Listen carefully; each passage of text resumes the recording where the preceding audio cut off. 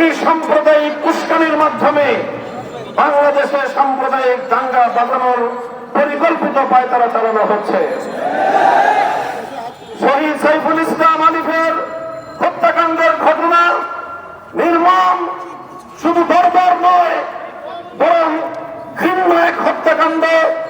প্রকাশ্য দিবালোকে আদালত চত্বরে একটি সন্ত্রাসী সংগঠনের সশস্ত্র সন্ত্রাসীরা একজন তরুণ আইনজীবী সরকারি কর্মকর্তাকে টেনে হিচড়ে নিয়ে হত্যা করবে, এরকম বর্বরতার দৃশ্য দেখার জন্য বাংলাদেশ প্রস্তুত নয়।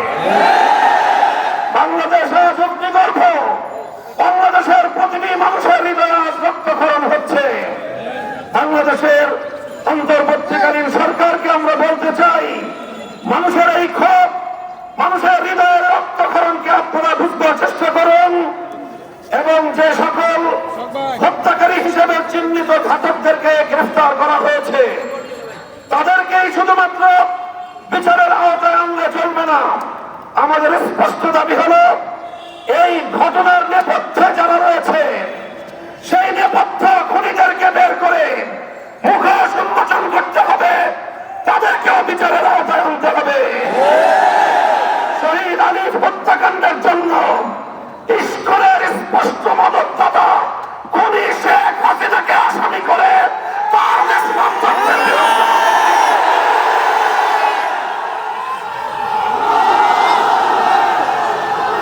আমরা স্পষ্ট ভাষায় বলতে চাই, বিগত 15 বছর আমরা দেখেছি বাংলাদেশের অভ্যন্তরীণ প্রতিটি বিষয়ে কিভাবে শুধু অসৌজন্যমূলক নয় বরং কূটনৈতিক শিষ্টাচার বর্জিত বাংলাদেশের অভ্যন্তরীণ ইস্যুতে চরমভাবে হস্তক্ষেপ করে বাংলাদেশের জনগণকে আহত ক্ষতবিক্ষত করে তুলেছে ভারত।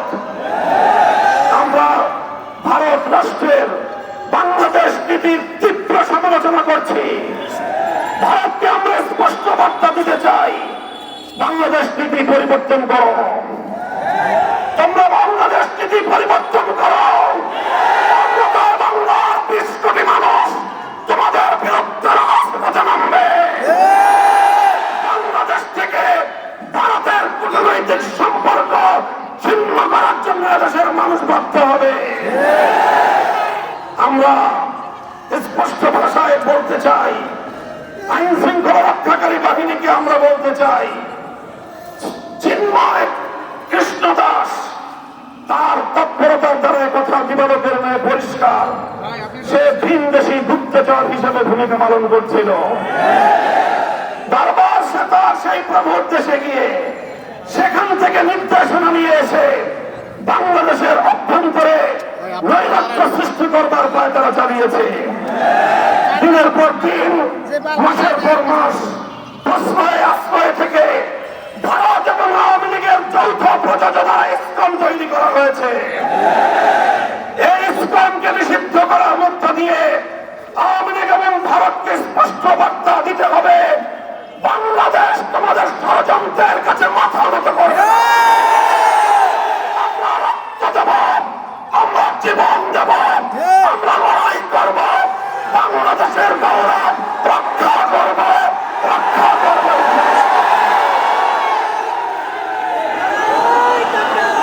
দিল্লি না ঢাকা, দিল্লি না ঢাকা।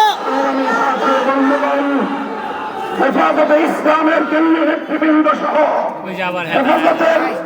হেফাজতের প্রতিনিধি দল শহীদ সাইফুল ইসলাম আলিফের কবর জিয়ারত করেছে। তার সন্তানদের পরিবার পরিজনের পাশে দাঁড়িয়ে তাদের কাছে আমরা কথা দিয়ে এসেছি, আলিফ হত্যাকাণ্ডের বিচার বাংলাদেশে হবে।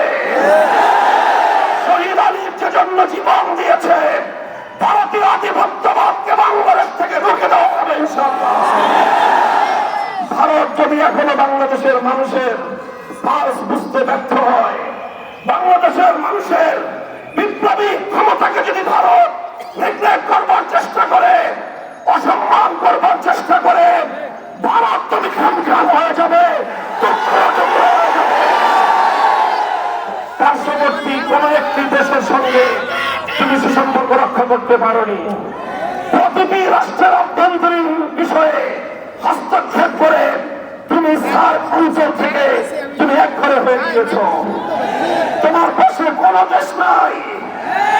চারপাশ থেকে আমরা ক্ষুদ্র শক্তিগুলো যদি তোমার হাত পা নাক চেপে ধরি, তুমি দম নিতে পারবে না, বিশ্বাস নিতে পারবে না। বাংলাদেশের বুকের উপর দিয়ে তোমার সেবাদাসীকে বসিয়ে তুমি একতরফাভাবে একটার পর একটা চুক্তি করে বাংলাদেশ বিরোধী সকল স্বার্থকে ধ্বংস করে একতরফা ভারত সকল স্বার্থ নিয়ে গিয়েছে। বাংলাদেশের বিরুদ্ধে ভারতের বিগত 15 বছরের সকল ষড়যন্ত্রকে আমরা নিন্দা জানাই এবং আবার স্পষ্ট ভাষায় ভারতকে বাংলাদেশ থেকে পরিবর্তনের আহ্বান জানাই। আমি বলতে চাই, পলাতক শেখ হাসিনা, ফাঁসিবাদী শেখ হাসিনা, খুনি শেখ হাসিনা অসংখ্য অগণিত খুন এবং হত্যাকাণ্ডের আসামি।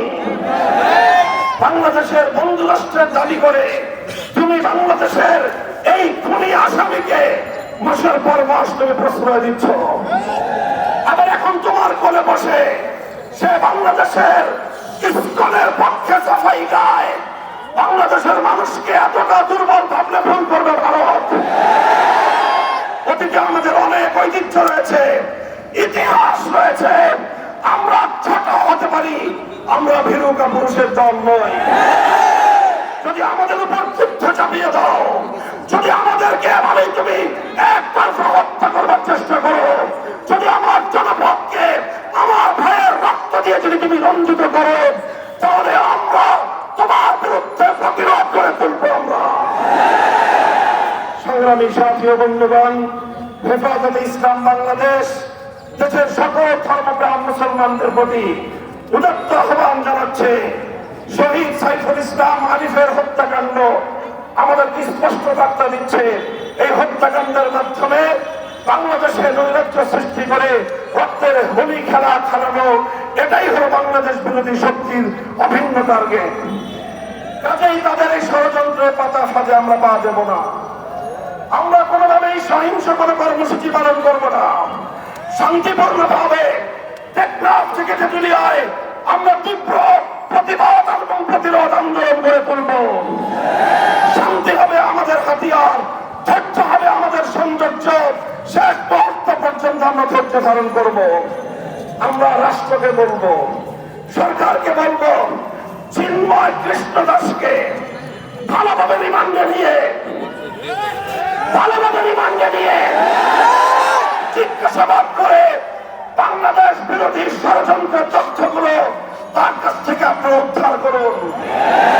শেখ হাসিনা তাকে কত টাকা দিয়ে তার সন্ত্রাসী বাহিনীকে দেশের বিরুদ্ধে লেলিয়ে দিয়েছে সে তথ্য উদ্ঘাটন করুন। ভারত তাকে বাংলাদেশের অখণ্ডতা ধ্বংস করবার জন্য কিভাবে উস্কানি দিয়েছে, কি তাকে মন্ত্র দিয়ে বাংলাদেশে বারবার পাঠাচ্ছে, সেই তথ্যগুলো উদ্ঘাটন করে জাতির সামনে আপনারা বাংলাদেশ বিরোধী সকল অপশক্তির মুখ উন্মোচন করে দিন।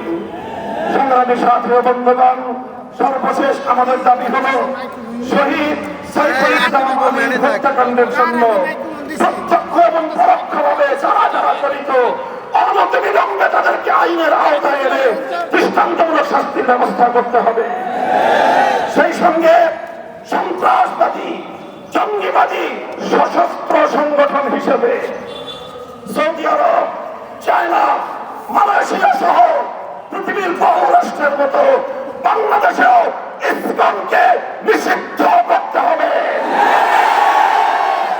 আমার পূর্ববর্তী বক্তারা বলেছেন, আওয়ামী বিরোধী আন্দোলনের সারির সম্মুখ কাতারের কোন কোন রাজনৈতিক দলের নেতারা মায়া কান্না কাঁদেন।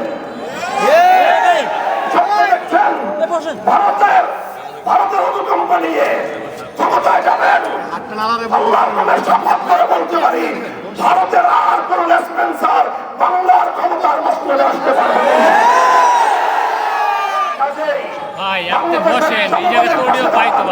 ভারতকে নয়, দেশের জনগণকে খুশি করুন। ইনশাআল্লাহ বাংলাদেশ সেই আধিপত্যবাদের যুগকে পিছনে ফেলে এসেছে। এখন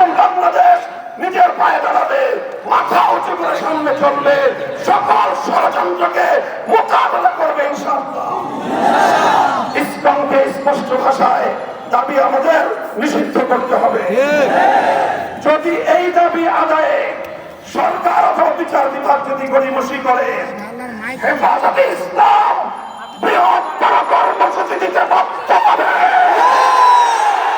আমাদেরকে সে পথে যদি আপনারা বাধ্য করবেন না, সেই আশাবাদ ব্যক্ত করে বক্তব্য শেষ করছি। আগামী দিনের সংগ্রাম এবং যে কোনো উত্তাল সময়ে পাশে থাকবার দত্ত আহ্বান জানিয়ে ওয়া আখিরু দাওয়ানা আলহামদুলিল্লাহি রাব্বিল আলামিন। আসসালামু আলাইকুম ওয়া রাহমাতুল্লাহ।